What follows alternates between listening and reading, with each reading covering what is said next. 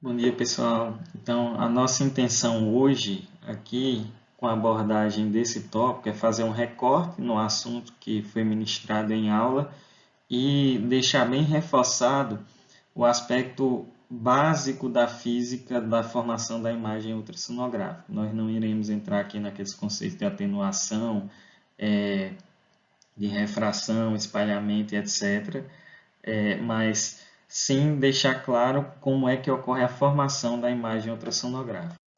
Então, lembremos que a formação da imagem ultrassonográfica ela é capaz de unir em um único ambiente algumas coisas muito distintas uma das outras, né?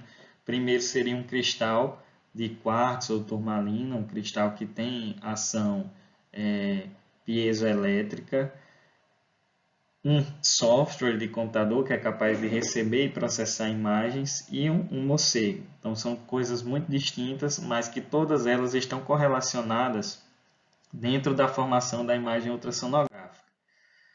Só relembrando, um conceito básico que a gente precisa entender é o de o que é ultrassom.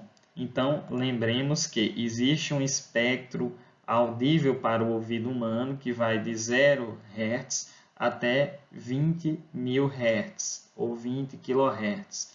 Acima desse espectro, os sons eles não são audíveis ao ouvido humano, mas podem ser audíveis para outras espécies de mamíferos, como por exemplo golfinhos e morcegos.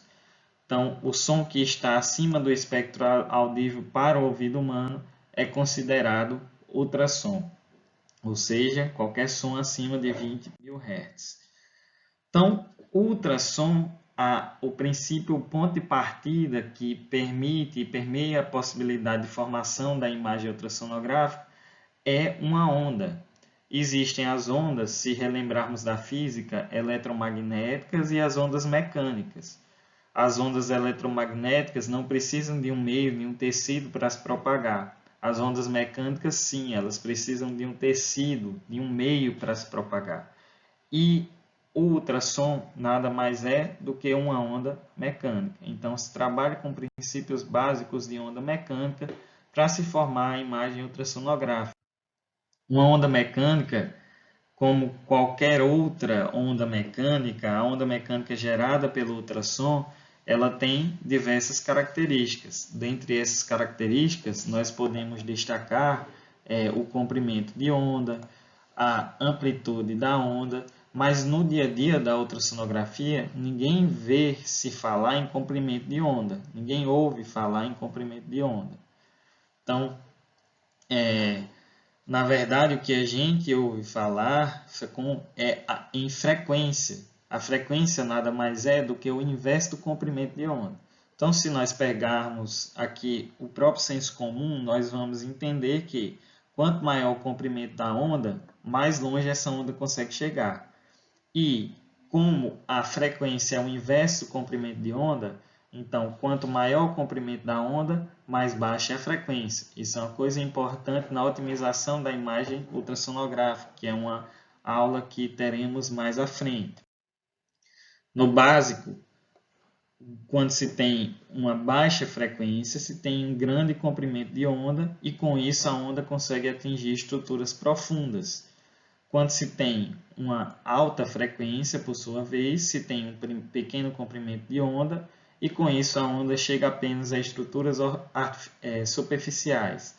A frequência é um dos parâmetros que nós conseguimos controlar no ultrassom, ajustar, a fim de melhorar a qualidade de imagem. Então, reforçando mais uma vez, quanto maior a frequência, as estruturas atingidas são mais profundas, mais superficiais, tendo em vista que o comprimento da onda é menor, mas a qualidade da imagem gerada também é melhor. Com menor frequência, nós atingimos estruturas mais profundas, porém a qualidade de imagem é um pouco pior. Então, aqui a gente tem uma representação esquemática de uma onda de baixa frequência, de uma onda de média frequência e de uma onda de alta frequência. Então, para exemplificar bem essa situação, nós podemos fazer a seguinte analogia. O ultrassom ele funciona como se ele estivesse conversando ou tivesse em um diálogo com os tecidos a todo tempo. Em uma pequena parte do tempo, ele fala. E em 99% do tempo, ele escuta o que os tecidos têm a dizer e processa isso de maneira a gerar. Então, aplicando essa analogia à frequência, é como se o ultrassom com um transdutor, uma probe para configuração de baixa frequência, ele falasse uma frase mais longa em intervalos maiores. E o ultrassom com configuração de probe ou transdutor em alta frequência, como se ele falasse meio que sem parar, frases curtas, mas em um intervalo também curto de tempo.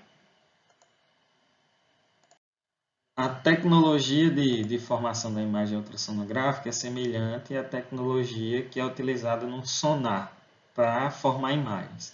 Então, como é que acontece isso? O pulso, a onda ultrassônica que nós chamamos aqui de pulso, ela sai, né? Ela vai chegar na estrutura ou no tecido que se apresenta, e em seguida ela vai voltar, ser processada e gerar uma representação pictorial na tela. Então, sai um pulso do ultrassom, da probe, né, do transdutor, que nós iremos falar mais especificamente dele aqui no próximo slide, e ao chegar no tecido, esse tecido ele reflete parte desse pulso como um eco. Então, esse eco é a fala do tecido, o pulso é a fala do ultrassom. O ultrassom fala, emitindo um pulso, e escuta o eco que é emitido pelos tecidos, fazendo uma representação pictorial disso. Aí, lembremos que tem alguns fatores que fazem com que essa onda ela perca-se um pouco durante seu trajeto, que é assunto para uma próxima aula. Mas quando a onda viaja, parte dela vai ser refletida e absorvida e parte dela vai continuar viajando para estruturas mais distantes para representar também essas estruturas. Então, a distância vai depender da frequência, vai depender da característica dos tecidos e de outros vários fatores que a gente vai falar aí que levam à atenuação da onda. Então eu vos pergunto, como é que aquele aparelhinho de ultrassom ele consegue gerar imagem? Então, dentro da probe do ultrassom, dentro do transdutor, existem os cristais piezoelétricos, como a gente falou lá no início, cristais de quartzo, cristais de turmalina. Esses cristais eles têm uma propriedade muito importante. Eles conseguem receber um sinal elétrico e converter esse sinal elétrico em uma onda mecânica. Da mesma maneira, eles conseguem fazer o inverso. Eles conseguem receber uma onda mecânica e converter essa onda mecânica em sinal elétrico.